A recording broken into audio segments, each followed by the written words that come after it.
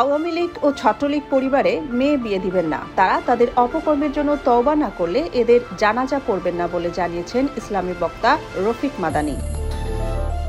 রফিকুল মাদানী এক ইন্টারভিউয়ে সাংবাদিকদের মুখোমুখি হলে ফ্যাসিস্ট আওয়ামী লীগের বিরুদ্ধে ক্ষোভ প্রকাশ করে বলেন, এখন সময় এসেছে আওয়ামী লীগকে সামাজিকভাবে বয়কট করার। কোনো আওয়ামী লীগ ছাত্রলীগ পরিবারের সদস্যদের সাথে আত্মীয়তা করবেন না। এরা মারা গেলে যদি তওবা না করে তাদের জানাজায় শরীক হবেন না বলে জানান মাদানী। তিনি বলেন, আওয়ামী লীগের লোকজন যে পরিমাণ জুলুম করছে তা তারা দেশের শত্রু, জাতির শত্রু, ইসলামের শত্রু এবং পুরো উম্মার শত্রু। রফিক মাদানী আরো বলেন, আওয়ামী লীগ এবং তাদের মতো এখন সামাজিকভাবে বয়কট করার সময় এসেছে। এদের রাষ্ট্রীয়ভাবে শাস্তির আওতায় আনা উচিত। তিনি অনলাইনে ঘোষণা দিয়েছেন, কেউ যদি আওয়ামী লীগের সদস্য হয় এবং তওবা না করে ফিরে আসে, তিনি তাদের সাথে আর কোনো সামাজিক সম্পর্ক রাখবেন না।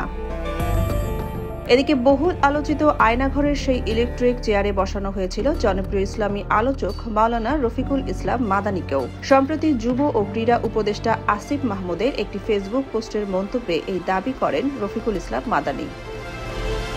রফিকুল ইসলাম মাদানী বলেন, এই ইলেকট্রিক চেয়ারে তাকেও বসানো হয়েছিল। কসম করে বললেও কাফারা দিতে হবে না। এ চেয়ারের কারণে কাশিমপুর 2-এ জাহাঙ্গীর ভাই নামে একজনকে দেখেছি, সে স্মৃতিশক্তি হারিয়ে পাগল হয়ে গেছে। তিনি আরো বলেন, খোকন ভাই নামে একজন আমার পাশের রুমে থাকতো, তিনি পাগল হয়ে অল্প বয়সে মারা গেছে। আয়নাঘরের বর্ণনা দিয়ে তিনি বলেন, 2 ফিট বাই 4 ফিট জায়গার মধ্যে থাকা আর টয়লেট। নড়াচড়া করতে পারতাম না, নামাজ পড়লে হাতের 2 পাশ দেয়ালে লাগতো। রফিকুল ইসলাম মাদানীর করা এই মন্তব্যের পরপরই পোস্টটা আরো ভাইরাল হয়ে যায়। সোনিয়া খান, খবর সংযোগ।